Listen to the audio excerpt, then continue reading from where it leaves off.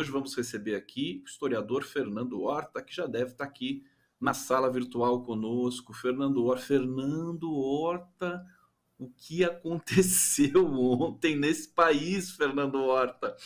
Foi a bala de prata que não deu certo? Foi a facada que falhou? Explica pra gente, que eu estou muito curioso para saber como é que você viu esse episódio aí do Roberto Jefferson. Seja bem-vindo, meu querido amigo Fernando. Tudo bom, Conde? Um grande abraço para você, um abraço para quem está nos assistindo na TVT, nas redes sociais, quem está tentando entender essa semana que começa com uma semana do crime, né? E se preparem, porque os próximos dias não serão mais fáceis, não.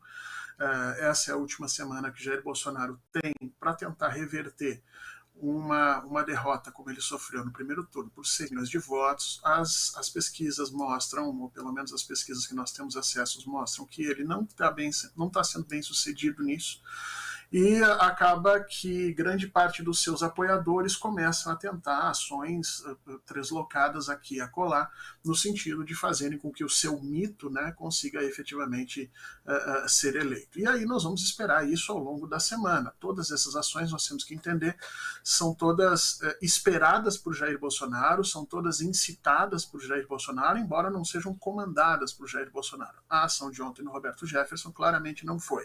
Se Jair Bolsonaro pudesse ter escolhido, jamais teria apoiado o que aconteceu, porque coloca o Jair Bolsonaro numa situação que nós, nas campanhas, tínhamos tido dificuldade de colocar, ou seja, numa situação de contradição.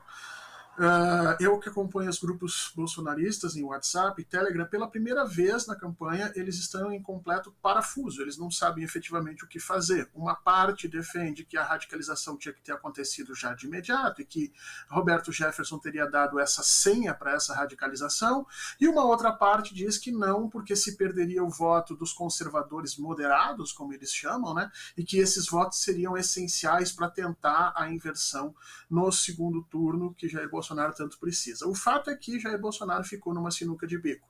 Se ele apoia efetivamente Jair Bolsonaro, se ele apoia efetivamente Roberto Jefferson, ele acaba perdendo o apoio desses conservadores moderados, como ele diz, e acho que freia qualquer tipo de possibilidade de ascensão que ele tivesse. Se ele larga Roberto Jefferson na estrada, como ele fez ontem na entrevista dele, ele acaba se incompatibilizando com uma parte mais radical do bolsonarismo, que já está, vamos dizer assim, um pouco revoltada por Jair Bolsonaro não ter, durante seus 4 anos, efetivado o golpe, o fechamento do STF e tudo mais. Por incrível que pareça, Conde, tem gente que acha Jair Bolsonaro brando. Acha Jair Bolsonaro brando? A Folha de São Paulo que gosta desse adjetivo, né? Desde a dita branda, né? Luiz Fernando Castelo Branco Rebelo Horta. Esse é o nome todo do Fernando Horta, vocês sabiam? Me diz uma coisa, Horta. Poderia ter havido uma tragédia ontem ali.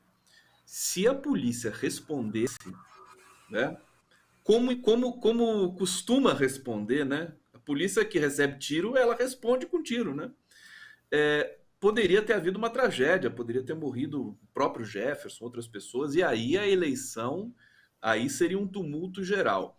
Minha pergunta é o seguinte: isso foi de caso pensado, esse processo? Parece que o Jefferson tinha informação privilegiada. Sábado avisaram ele que teria uma operação da polícia ontem na casa dele. É mais um daqueles, né, eventos para tumultuar as eleições? E se sim, deu errado?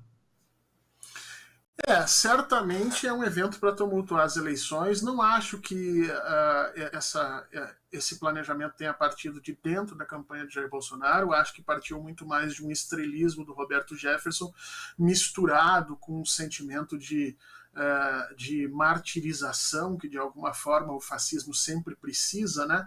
E ele acreditou que esse seria o momento, né? Aguardar os policiais então armados, como aconteceria. Eu só acho que nós poderíamos inverter, né, Conde? A gente poderia mandar, sempre que um policial precisar responder a um chamado numa favela, mandar esses policiais que foram lá educadamente, de forma civilizada, levaram 20 tiros, 2 granadas na cabeça e ainda assim não reagiram. Quer dizer, é um exemplo de calma, um exemplo de conduta, um exemplo de ação policial. Nós podemos pegar esses policiais para que eles atendam às ocorrências nas favelas e pegar os policiais que estão na favela, para os quais às vezes até um guarda-chuva é confundido com uma arma, especialmente se estiver na mão de uma pessoa negra, pegar esses policiais e ter levado lá para fazer a prisão do Roberto Jefferson. A história do Brasil seria outra, completamente diferente.